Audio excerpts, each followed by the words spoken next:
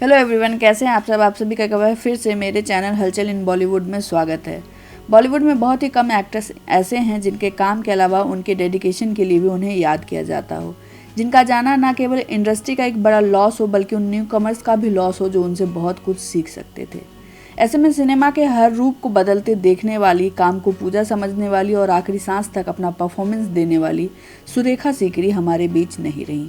सुरेखा जी की डेडिकेशन का पता आप इसी बात से लगा सकते हैं कि 75 साल की उम्र में और ब्रेन ट्यूमर से जूझने के बावजूद भी वो आज भी काम तलाश रही थी। उनके काम करने की चाहत के बारे में आयुष्मान खुराना कहते हैं कि जब बधाई हो के टाइम पर उन्होंने एक बार उन्हें लिफ्ट दिया था और उनसे गाड़ी में कहा था कि वो उनके फिल्म बधाई हो की असली स्टार हैं, तो इस पर सुरेखा सीकरी ने उन्हें कहा कि काश मुझे और काम मिलता। उनका ये जोश देखकर आयुष्मान खुराना और उनकी पत्नी ताहिरा बिल्कुल निशब्द हो गए थे। आयुष्मान ने फैज अहमद फैज की कविता मुझे पहली सी मोहब्बत सुरेखा जी की आवाज़ में सुनने की इल्तिजा भी की है और अब यह वीडियो काफ़ी ट्रेंड भी कर रहा है। आज की जनरेशन में सुरेखा जी ज़्यादा बसी हैं एक दादी सा, बड़ी रानी सा के रूप में। आज की जनरेशन को शायद उनका पुराना चेहरा और उनके पुराने काम याद ना हो, लेकिन पुरानी जनरेशन से ज़्यादा प्यार उन्हें इस नई जनरेशन ने दिया था। सुरेखा जी को काम करने की भूख बहुत थी, पर उन्हें उतना काम मिला नहीं। जो मिल रहा था वो भी ना चला जाए, इसलिए उन्होंने ब्रेन ट्यूमर की बात मीडिया तक से छुपाई। 1945 में ब्रिटिश जमाने में जन्मी सुरेखा जी अपनी सौतेली बहन मनारा सीकरी के साथ बरी हुई हैं। मनारा सीकरी नसरुद्दीन शाह की पहली पत्नी रह चुकी हैं, जो नसरुद्दीन शाह से उम्र में काफी बड़ी थी और जिनकी एक बेटी भी है, हिबा शाह। हिबा शाह ने टीवी शो बालिका बधू में अपनी मौसी के कैरेक्टर दादी सा के यंगर वर्जन का रोल निभाया था। हिबा शाह सुरेखा सीकरी के काफी करीब भी हैं। सुरेखा सीकरी उन्हें अपनी बेटी के जैसा मानती हैं। सुरेखा जी ने अलीगढ़ मुस्लिम यूनिवर्सिटी से ग्रेजुएशन किया है और 1968 में उन्होंने national school of drama join कर लिया था। वैसे सुरेखा जी या तो क्लासिकल डांसर या तो राइटर या जर्नलिस्ट बनना चाहती थी और उनकी बहन मनारा एक एक्टर। मनारा ने जो फॉर्म अपनी एक्टिंग स्टडी के लिए खरीदा था, बाद में उन्होंने सुरेखा जी को उसमें अप्लाई करने को कहा।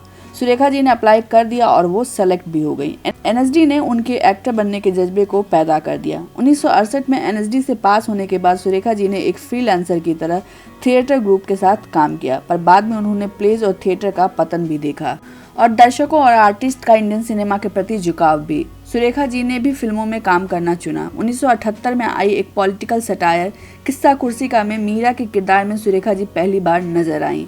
उसके बाद उन्होंने लगभग 30 फिल्मों में कई अलग अलग किरदार निभाए हैं, पर इतनी कम फिल्मों में ही उन्होंने 3 बार नेशनल फिल्म अवार्ड जीत लिया। तमस, मम्मो, सलीम लंगड़े पे मत रो, बधाई हो जैसी फिल्मों में उनका रोल यादगार है। 1990 के बाद उन्होंने टीवी को भी ज्वाइन कर लिया। फिल्मों के साथ साथ वो टीवी भी करती रही।